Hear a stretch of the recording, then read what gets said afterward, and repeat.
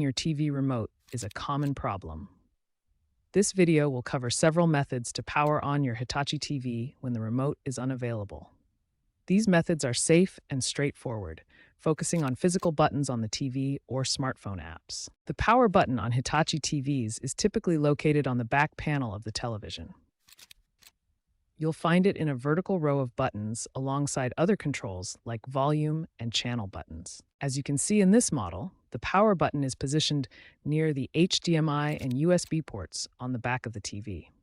It's usually the bottom button in the control panel. The power button is often circular or marked with a power symbol. Press and hold it for a few seconds to turn the TV on. On some Hitachi TV models, the power button may be located on the side or bottom edge instead of the back. Always check the user manual for your specific model. To turn on the TV, simply press the power button. If your TV has a single button that serves both as power and input selector, you may need to press it multiple times to cycle through options until the TV powers on. Remember, some older Hitachi TVs may use a single button for multiple functions.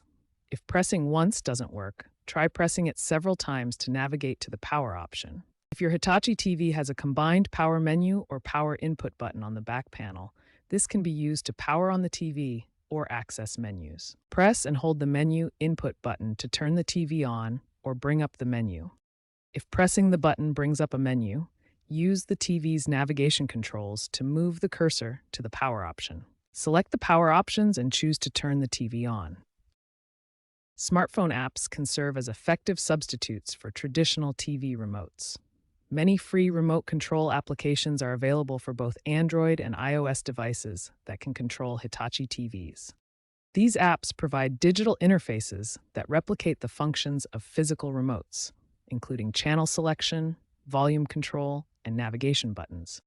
For apps that use infrared signals, your smartphone needs an IR blaster, a hardware component that transmits infrared light to control the TV. For Wi-Fi-based remote apps, ensure your smartphone is connected to the same wireless network as your Hitachi TV for proper communication. Open the Google Play Store on your Android device or the App Store on your iPhone. Tap the search bar and type Universal Remote TV to find the app. Select the Universal Remote TV app from the search results. Tap the Install button to download and install the app. Once installed, open the Universal Remote TV app. The app will prompt you to connect. Tap the Tap to Connect button. Select your TV brand from the list.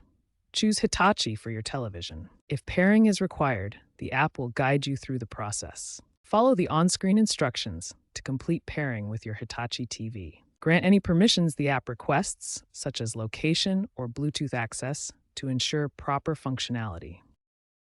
With the remote app set up on your smartphone, open the app to see the virtual remote interface. Locate the power button on the virtual remote. It's usually prominently displayed. Tap the power button to turn on your Hitachi TV. The app also provides volume controls. Use the plus and minus buttons to adjust the volume. For channel changing, use the channel up and down buttons on the virtual remote. These basic functions demonstrate how the smartphone app fully replaces your physical remote for controlling your Hitachi TV. HDMI CEC, or Consumer Electronics Control, is a feature that allows devices connected via HDMI to control each other. For example, connecting a streaming device like a Roku or Amazon Fire Stick to your Hitachi TV and turning on that device might automatically turn on the TV itself. This diagram shows how the TV system components interact, with device-specific parts in blue and Android-provided services in green. The CEC functionality enables communication between these components. HDMI CEC may need to be enabled in your TV settings. The feature can have different names depending on the TV brand. For example, on Samsung TVs, it's called AnyNet Plus, on LG, it's SimpLink, and on some other brands, it might just be HDMI CEC. When you connect and power on a compatible device like this Amazon Fire TV stick, the HDMI CEC feature can automatically switch your TV to the correct input and turn it on, making the process seamless. If your TV isn't responding to the physical buttons, first check the power cord connection. Make sure it's securely plugged into both the TV and a working power outlet. Test the power outlet with an outlet tester to ensure it's providing proper voltage.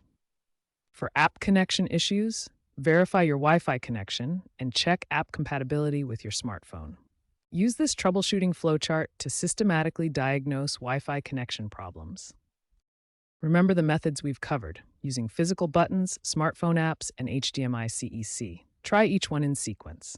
Subscribe for more helpful tech tips to keep your devices working smoothly.